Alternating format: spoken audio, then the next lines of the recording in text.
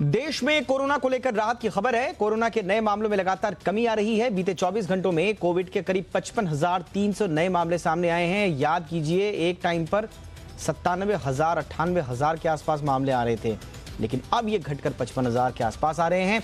इस दौरान 706 लोगों की मौत हुई है। जो मरने वालों का आंकड़ा है वो भी कम हुआ है। बीते कुछ दिनों से भारत में लगातार कोरोना के नए मामलों में कमी आ रही है और मरने वालों की संख्या भी लगातार घट रही है। विशेषज्ञों का कहना है कि कोरोना को लेकर अभी सतर्क रहना जरूरी है। जी हां, अभी चिंताएं कम नहीं हुई हैं। देश में संक्रमण के कुल मामले इस बीच 71,75,000 के पार पहुंच चुके हैं। एक्टिव केसेस की संख्या घटकर 8,38,000 के करीब हो गई है और बीते लगभग एक हफ्ते के आसपास से लगातार 9 लाख के नीचे एक्टिव केसेस बने हुए हैं। तो कोरोना की रफ्तार भले ही कम हो, लेकिन लापरवाही अब भी भारी पड़ सकती है और इसी को देखते हुए मुंबई में अब बिना मास्क के बाहर निकलने पर ज्यादा सख्ती होगी। बीएमसी कमिश्नर इकबाल सिंह चहल ने मास्क नहीं पहनने वालों के खिलाफ सख्ती के आदेश दिए हैं।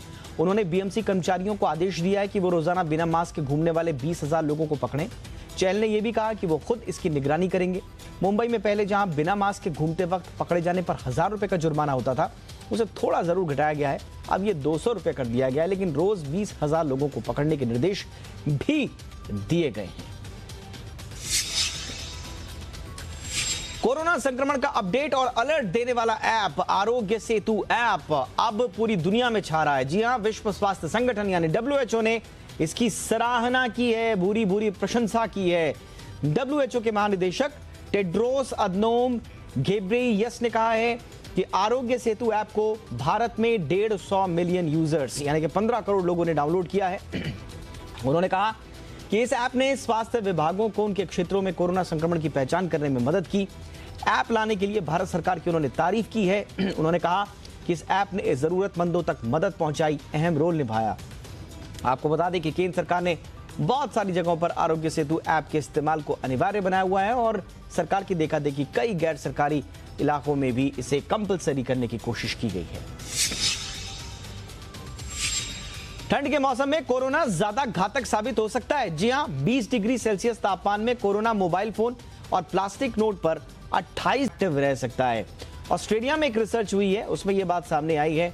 Australian centre for disease preparedness की तरफ से इस रिसर्च को जारी किया गया है और पता चला है कि ठंड में कोरोना का वायरस घर की फर्श पर, कांच पर, पेपर पर, करेंसी नोट्स पर, टच स्क्रीन डिवाइसेस पर हफ्तों तक एक्टिवेट रह सकता है।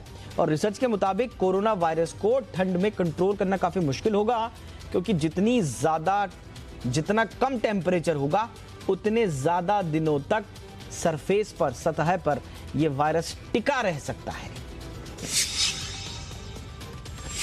महाराष्ट्र में धार्मिक स्थलों को खोलने की मांग तेज हो गई है। बीजेपी ने इसे लेकर आज मुंबई में प्रदर्शन किया। इसके अलावा शिरडी में साधु संत भी अनशन पर बैठ गए। इस बीच महाराष्ट्र के राज्यपाल भगत सिंह कोश्यारी ने सीएम उद्धव ठाकरे को चिट्ठी लिखी, कहा कि धार्मिक स्थलों को खोल दिया जाए। राज्यपाल भगत सिंह कोश्यारी ने कहा कि 1 जून से आपने मिशन फिर से शुरू करने की घोषणा की थी, लेकिन 4 महीने बाद भी पूजा स्थल नहीं खोले गए। इस पर उद्धव ठाकरे ने कहा कि आपसे हमें हिंदुत्व का सर्टिफिकेट नहीं चाहिए। शिवसेना ने कभी न हिंदुत्व को नकारा है, न हिंदुत्व को भूला है शिवसेना, और न हिंदुत्व को भूलेगी। हिंदुत्व शिवसेना का प्राण है, आत्मा है, वो हमेशा हमारे साथ रहेगा। राज्यसभा की 11 सीटों पर चुनाव के लिए निर्वाचन आयोग ने नोटिफिकेशन जारी कर दिया है। इसमें उत्तर प्रदेश की 10 और उत्तराखंड की 1 सीट पर चुनाव होने हैं। इन सभी 11 सीटों पर 27 अक्टूबर को नामांकन और 9 नवंबर को मतदान होगा। वोटिंग के दिन ही वोटों की गिनती कर ली जाएगी और नतीजे 11 नवंबर को घोषित किए जाएंगे। यूपी के विधायकों के आंकड़ों को देखें तो उस लिहाज से बीजेपी 10 में से 8 सदस्यों को आसानी से चुन सकती है। इसके अलावा उसे अगर अतिरिक्त समर्थन मिल गया तो फिर नवी सीट भी आसानी से आ जाएगी और सपा विधायकों की संख्या के लिहाज से महज 1 सीट मिलती हुई नजर आ रही है यूपी में। बिहार में चुनाव प्रचार धीरे धीरे जोर पकड़ रहा है। जेडीयू के राष्ट्रीय अध्यक्ष और मुख्यमंत्री नीतीश कुमार ने आज वर्चुअल रैली के जरिए अलग अलग जिलों के 11 विधानसभा क्षेत्रों को संबोधित किया। रोजगार के मसले पर नीतीश कुमार नेता विपक्ष तेजस्वी यादव पर टिप्पणी करने से नहीं चूके। नीतीश कुमार ने कहा कि कुछ लोगों को पता नहीं है कि क्या होना है, कैसे होना है, बस बोल देते हैं। नीतीश ने कहा कि दुनिया में ऐसा कौन सा देश है या प्रांत है जहां सबको सरकारी नौकरी मिल जाए। आपको बता दें कि तेजस्वी यादव ने सरकार बनने की स्थिति में पहली कैबिनेट में 10 लाख युवाओं को रोजगार देने का वादा किया है। बिहार विधानसभा चुनाव के लिए बीजेपी ने अपना वीडियो कैंपेन लॉन्च कर दिया है। बॉलीवुड एक्टर मनोज बाजपेयी के वीडियो एल्बम मुंबई में काबा की तर्ज पर बीजेपी ने बिहार में ईबा ये चुनाव सॉन्ग लॉन्च किया है। इस वीडियो कैंपेन में एनडीए राज में किए गए कामों को गिनाया गया है। साथ ही इस वीडियो में बिहार की तरक्की के बारे में बताया गया है। बीजेपी से पहले राष्ट्रीय जनता दल ने कल ही अपना कैंपेन सॉन्ग लॉन्च किया था। बिहार विधानसभा चुनाव से पहले जेडीयू ने बागी तेवर दिखाने वाले नेताओं को कड़ा एक्शन लिया है। उन पर पार्टी विरोधी गतिविधियों को लेकर जेडीयू ने 15 नेताओं को निकाल दिया है। सभी नेताओं की 6 साल तक के लिए पार्टी की सदस्यता रद्द कर दी गई है।